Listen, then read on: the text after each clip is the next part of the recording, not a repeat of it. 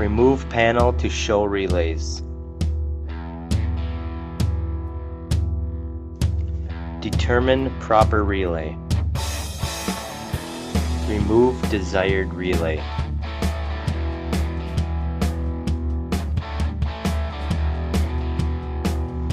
Determine proper adapter and plug into push button switch assembly.